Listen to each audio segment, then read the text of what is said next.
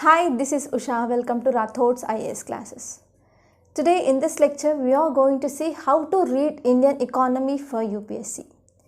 So why Indian economy is very important? If you see the previous year's questions regarding the prelims, so if you see in the 2000 level, they are about 26 questions that appear from this economy section. And if you see in the 2012, there are about 19 questions, and 2013 about 22 questions, and in 2014 about 14 questions, 2015 24 questions, in 2016 there are about 34 questions, and 2017 27, 2018 23 questions, and in 2019 there are 25 questions. On average, you can get 23 to 25 questions from the economy section itself. Out of 100 questions in prelims, you are getting 23 to 25 questions. So out of 200 marks, you should get at least 115 to be in a safe side.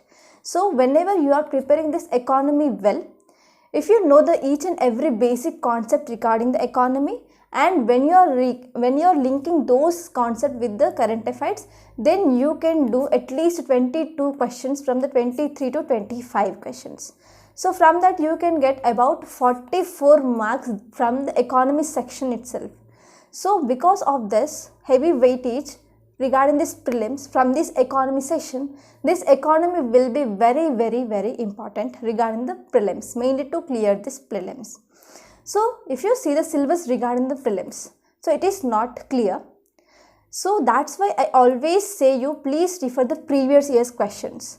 So whenever you are seeing the previous year's question, you will know which area should be given priority, correct? So if you see from 2011 to 2012, you see the external sector is getting approximated 2 to 8 questions per year, and from money and banking there are about 3 to 7 questions, and public finance from 1 to 3 questions, agriculture from 2 to 6 questions, inflation about at least 2 questions, and national income 1 or 2 questions, industry 1 or 2 questions, infrastructure 1 to 4 questions, and from the capital market it is 1 question, and from the planning only twice we got the question, but we should not leave that portion, so we have to have a brief idea regarding that planning as well. And the next one is human development. You can get 1 to 3 questions, and from the government schemes every year you can get at least 2 questions. So what all are included in this external sector? So under this external sector, we are going to see about the investment. For example, we can say the FDI, FII, and also some multilateral institutions like the World Bank, IMF, etc. And we can talk about the globalization and what are those impacts, and also the foreign trade, and we can also talk about the BOP, that is balance of payment crisis, etc. So these all topics which comes under the external sector. And next one regarding the money and banking.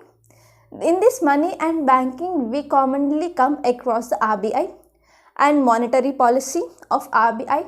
That includes several things like CRR, SLR, repo rate, reverse repo rate, and also bank rate, OMO, that is open market operations. So all these comes under the money and banking. It is very important. And if you are reading newspaper perfectly, then every day you can see at least one topic related to our subject in the newspaper, that is in the business section. And the next one is public finance. It is commonly called as fiscal policy. So mainly the government of India that comes with this fiscal policy, mainly to target the inflation. It includes the taxes, mainly the indirect taxes, etc. And what about this agriculture? This agriculture is very important. Now and then there will be always some reforms in the agriculture. So this will be always in the newspaper. So this topic is very important. And this agriculture is also important for the mains as well. And the next one is inflation. Inflation means increasing of the price of the goods and services in the market. So you have to read the definitions and what will be the impact so and so, and it is an analytical topic.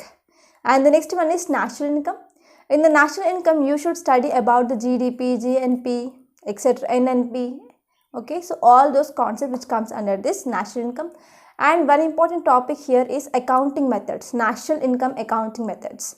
And the next one is industry. In this industry, you should read about the core sector industries. There are 8 core sectors. So even in the today's newspaper also there is a news regarding this core sector. And the next one is infrastructure, that is regarding the roadways, railways, airways, etc. If at all any programs which are came up by the government, that will be important. And if at all government gave any permission regarding the new highway or anything, that will comes under this topic. And the next one is capital market. It is very important. And next one is planning. Regarding this planning, you should read about the planned holidays. That will be important. Okay. And the next one is human development. And last and final, you should read about this government schemes.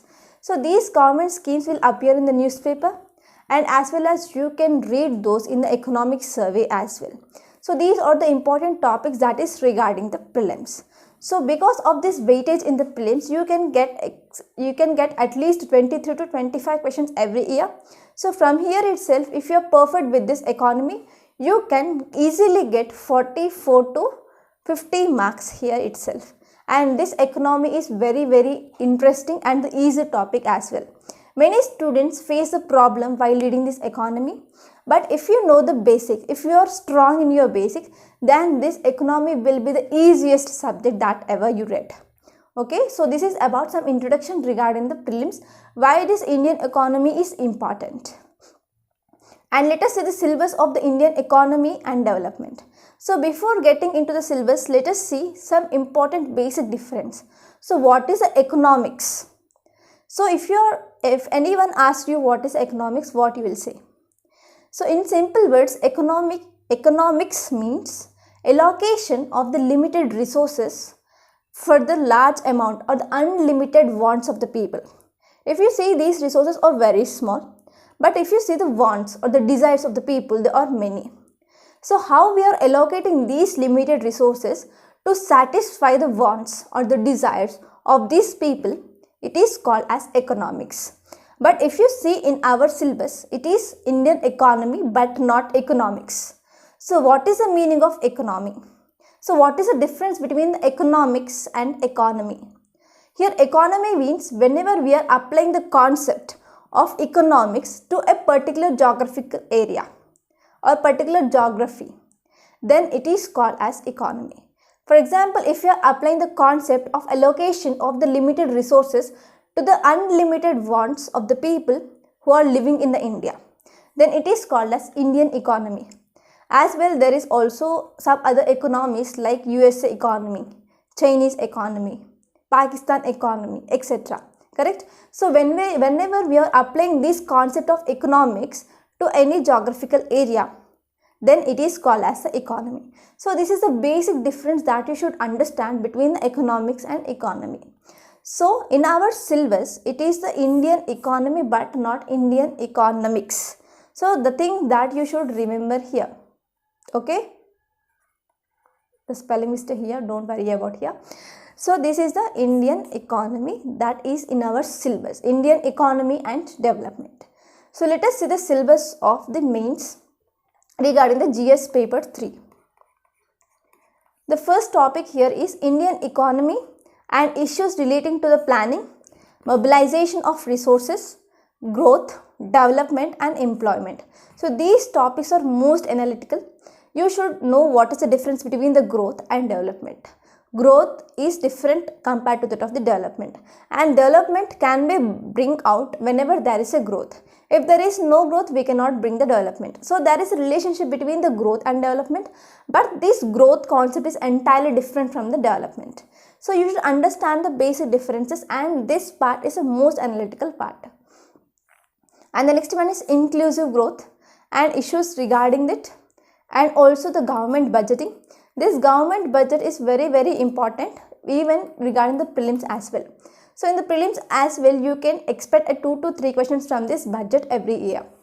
And the next one is regarding agriculture. Major crops, cropping pattern in the various parts of the country, different types of the irrigation and the irrigation systems of the storage and also the transport, marketing of agriculture produce, and also issues regarding these constraints. And the next topic here is issues related to direct, and indirect farm subsidies, and also the MSP, that is minimum support price, and also public distribution system, their objectives, functioning, limitations, revamping, and also some issues regarding this buffer stock, and also food security, technology, machines, economics of animal rearing, etc. So this PDF will be very important in this year, because this PDF system is present in the news because of this COVID-19. Many people, many migrant people, they got the free food grains to this PDF system, and there is also one policy that is talking by the government is one nation one ration card as well. So because of this PDF will be very important this year. So please focus on the PDF this year. And the next one is regarding the food processing, and regarding this food processing there is one scheme, that is Sampada scheme, and also related industries regarding this food processing in India and their scope, significance, location, upstream and downstream, and also the supply chain management regarding this food processing. It is also included in our main syllabus.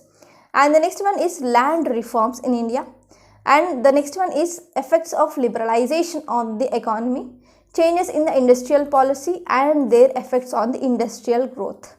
So we have to learn about the 8 core industries and also the index so and so, IIP, etc. And the next one is regarding the infrastructure. In this infrastructure, we are going to study about the energy, different ports, airports, railways, etc. And the last one is investment models. So these are all the topics which are present in your main syllabus in the GS paper 3. So whenever you are starting, you have to see what to study. Whenever you have some clarity regarding the what is present in the syllabus and what we have to study, then you will study.